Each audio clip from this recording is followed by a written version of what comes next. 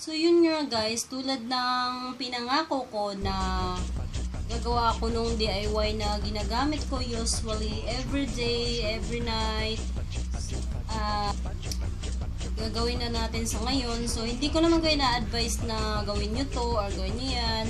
Ang sa akin lang, gusto ko, i-try nyo din kasi na-try ko naman siya talagang promise talaga. And effective sa aking mukha na mukhang palaka.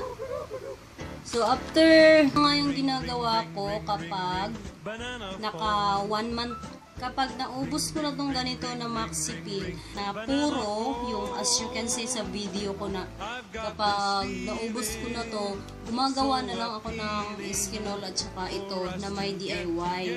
Tapos ito lang yun, yung Myra, tapos itong Maxipil, 53 lang pala to, nasa 57, tapos ito naman 67.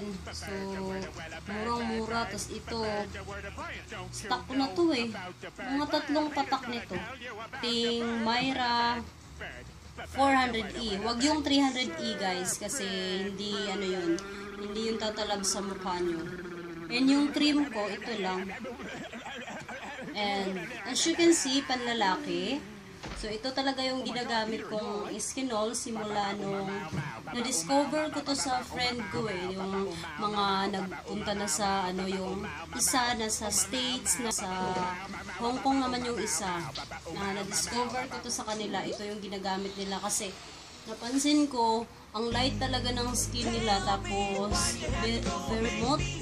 very smooth talaga tingnan, tapos ito din yung ginagawa nila usually na DIY nila na nawala ang kanilang mga dark spots, yung pangingitim ng ating mukha, tapos yung pangingitim ng ating mukha, tapos yung mga pimple marks, yung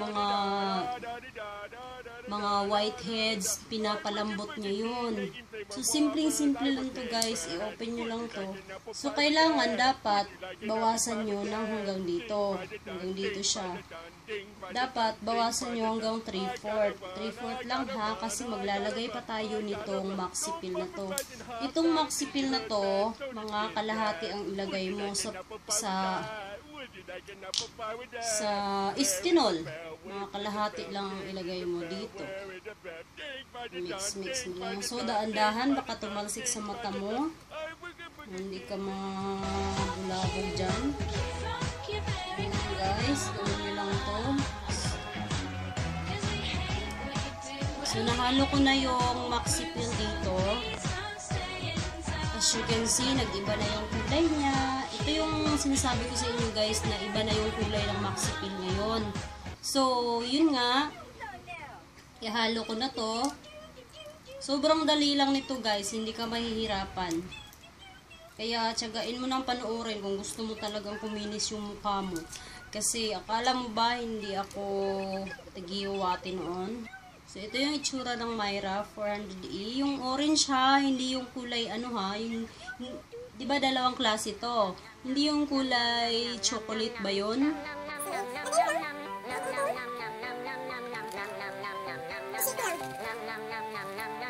Tapos, kung gusto mo palang lagyan ng minsan guys, nilalagyan ko siya ng baby oil. Para pag siya, malambot tanggalin yung mga whiteheads. So, nagtatanggal din talaga ako ng mga whiteheads. Itong ganito, lagyan mo na mga 3 patak. So, ganito ha, baby oil na kulay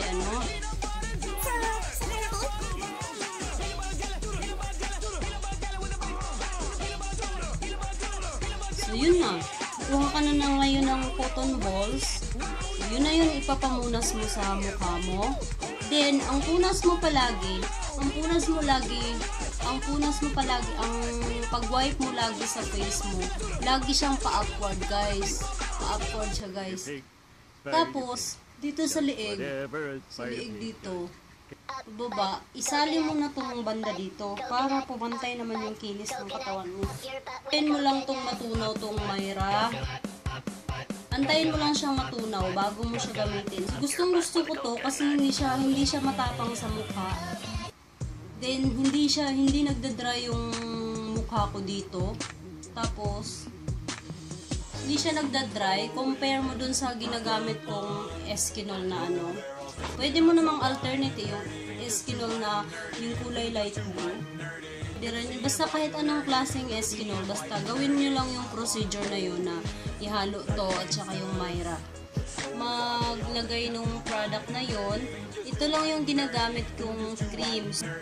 So itong ganito kaliit naman, ano lang to, nasa 43 yata, nasa 43. So akala mo lang malaki, pero ito lang yung product nyo. Yan. Ito yung cream na ginagamit ko. Meron din siyang kulay dilaw nito. Maxi Peel Moisturizing Cream. Tapos yung kulay dilaw naman, ito yung Maxi Peel SPF 20 na sunblock cream. Maganda rin to. Ito yung madalas kong ginagamit. Sabi ko, ito munang gamitin ko yung pink kasi nagsawa na ako sa yellow. So same lang din naman, may sunblock ano din siya. Pili lang kayo dito sa cream na to kung ano yung gusto nyo gamitin. And yun lang i-share ko sa inyo. I hope na try nyo din. Try nyo lang. And then, pag na-try nyo na, so, message nyo ko sa Facebook na okay pala yung tinuro mo, ganyan-ganyan. Mas ma-appreciate ko yun. And, hindi ako binayaran sa ano na to. Hindi ako binayaran sa Maxi Peel tsaka Eskinol na yan para lang i-promote ko itong mga bagay na to. Gusto ko lang sabay tayong gumanda kasi harap tayo sa camera. Tingnan mo. Diba? Nag-fresh na. diba? Yun lang muna ang may advice ko sa inyo sa ngayon.